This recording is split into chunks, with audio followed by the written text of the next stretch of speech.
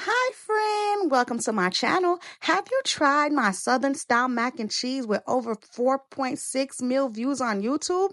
No? Child, you sleep on life. Because, baby, you missing out. I'm going to go ahead and I'm going to show you guys how to make it again. But this time, no Velveeta.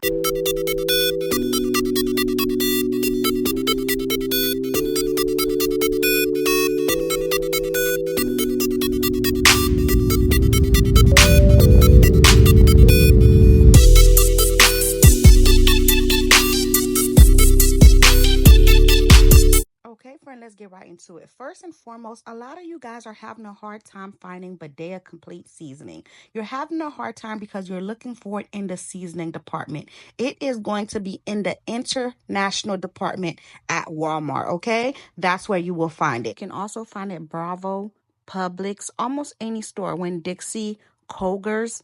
Just look in the international department if it is not in the seasoning department. However, if you really cannot find it, Total Seasoning is a great substitute for Badia Complete Seasoning. It tastes just like it. And you will find that one in the seasoning department.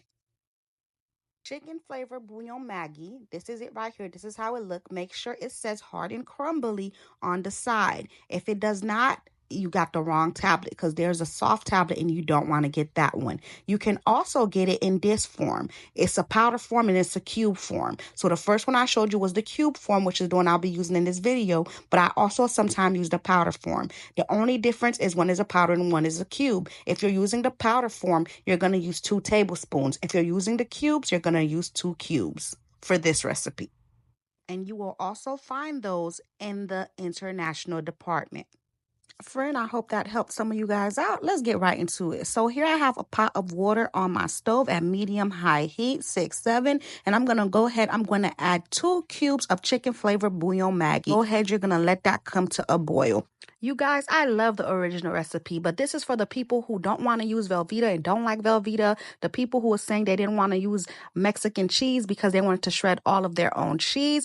And the people who wanted to use evaporated milk instead of whole milk. And people were also telling me, what about the egg? What about the egg? I'm still not adding the egg. It don't need it, but if you want to add it to yours, be my guest. All right. So I went ahead and I put some extra virgin olive oil to my pot and I'm going to let that come to a boil.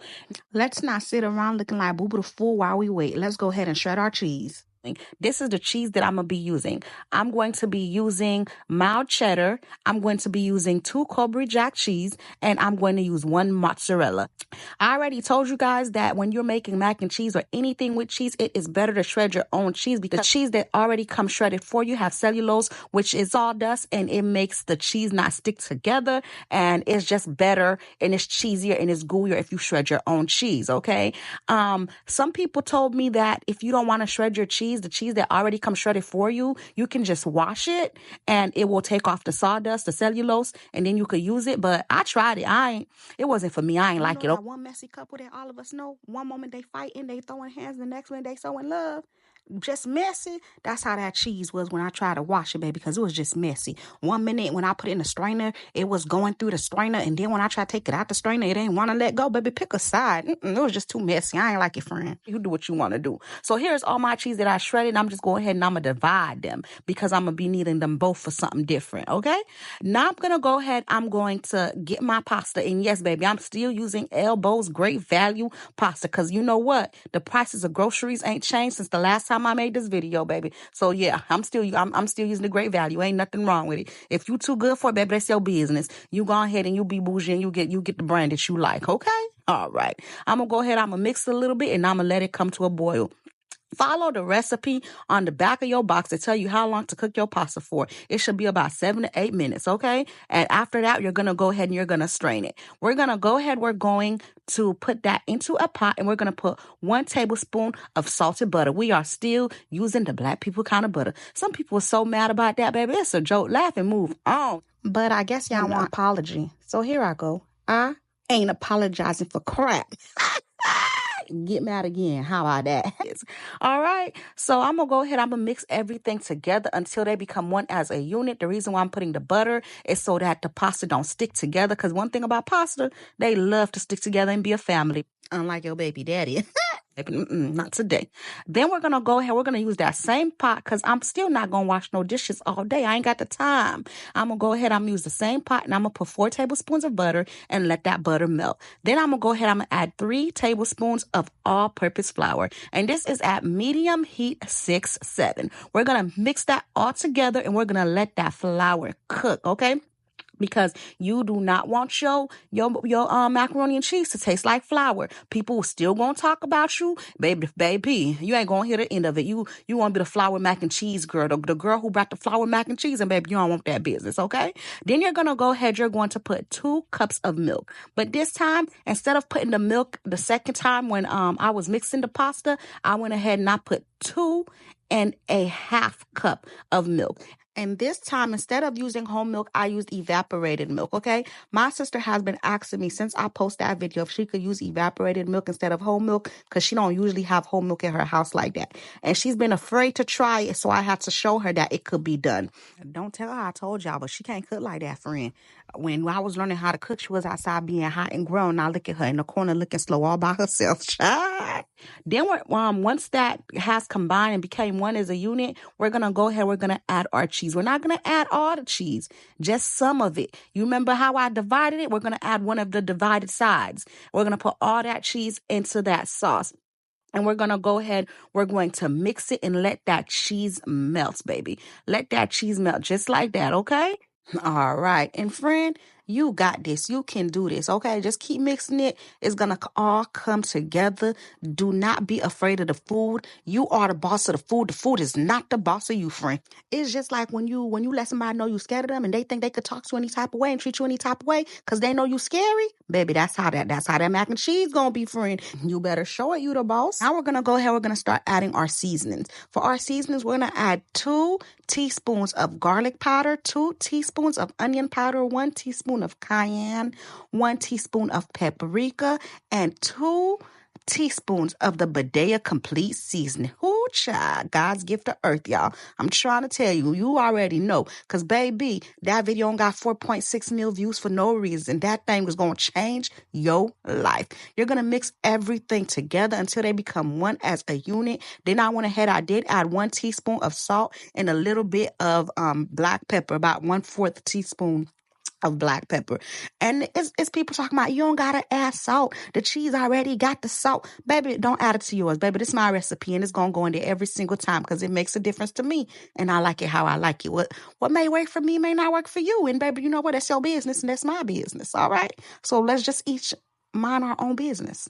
Okay. So then we're gonna go ahead. We're gonna put that cheese sauce into the noodles and we're gonna mix it all together.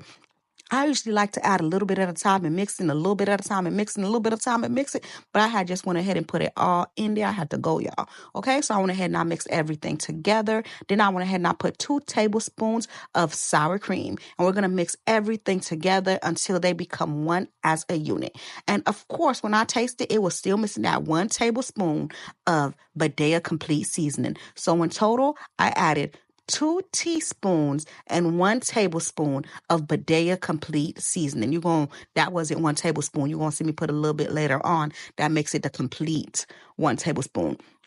And your mac and cheese should be looking a little something like this, baby. You see that? Do you see that? That's how it should look, baby. Once it's looking like this, baby, you know you did something right. Baby, this is going to be the block mac and cheese like I told you, friend. Ain't nothing changed. I'm trying to tell you. We're going to mix that all together. Then you're going to go ahead. You're going to get you're going to butter it up or you could spray it with some nonstick spray, whatever works for you. And you're going to put the mac and cheese in there. You guys, somebody told me in the comments, if it's so good, why you made it in a disposable tray, baby? Because I'm taking this to the cookout. Baby, I might not get my tray back. What you talking about? You obviously ain't never been invited to the cookout. And it shows.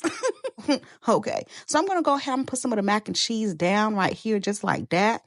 And then after that, I'm going to go ahead. I'm going to take some of my cheese and I'm going to put I'm going to put some right there on the first layer. Then I'm going to go ahead and put the rest of my mac and cheese and I'm going to put some more cheese on the second layer. Okay.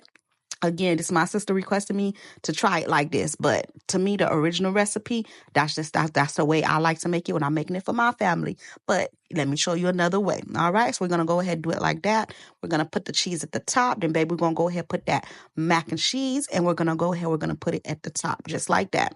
If you watched my last video, you would know that I let the macaroni cook for a little bit, took it out, and then put the cheese on the top, and then put it back in the oven. Because I did not do that this time and I put the cheese on the top immediately, I'm not going to put it on the top rack. I'm actually going to put it in the middle rack, so that way that mac and cheese can still have a little bit of time to cook. That makes a big difference to me, okay? So we're going to put the oven at 350 degrees, and we're going to put it in the middle rack, okay, for about 20 to 30 minutes, okay? All right, because last time we put it at the top rack. This time, because the way we did, we're going to put it in the middle rack for this one, if you're making it like this, okay? All right. So here I am just putting the last layer of the cheese on top of the mac and cheese. And then I'm going to go ahead, I'm going to grab some paprika, and I'm put a little bit of razzle dazzle. And this is just to make it look, nice, make it look appealing to the eye. Because, baby, when people eat, the first thing they do is eat with their eyes. So you want it to look good, because if it look good, baby, you know it got to taste good, okay? All right. Just like that. If you don't want to add it, though, you feel like it's going to make it spicy or whatever, baby, that's your business. Don't add it. After it comes out the oven at 350 degrees and you take it out, it should look a little bit something like this. Whoo, child.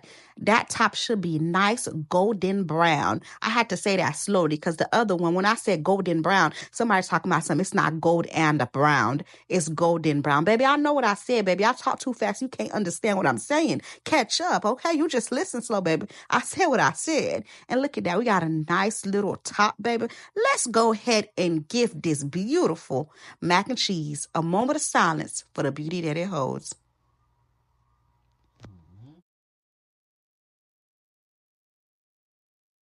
Yes, child. Yes, baby. Look at that mac and cheese. Do you see that mac and cheese? Baby, I told you this was going to be the block mac and cheese. And according to the comments and everything, baby, you agreed with me that this going to be the block mac and cheese. Everybody on the block going to say, who made this mac and cheese? Who made this mac and cheese? Because, baby, this mac and cheese going to change your whole life. You will never make mac and cheese the same again after you make the Southern style mac and cheese. Only difference that I see from this recipe and the original recipe is I feel like the Velveeta just make it a little bit more creamier, if you ask me. But if you do not like Velveeta, this is a great substitute. Thank you guys for watching. Don't forget to like. Don't forget to comment. And friend, go ahead and subscribe to my channel for more videos. Bye. Until next time.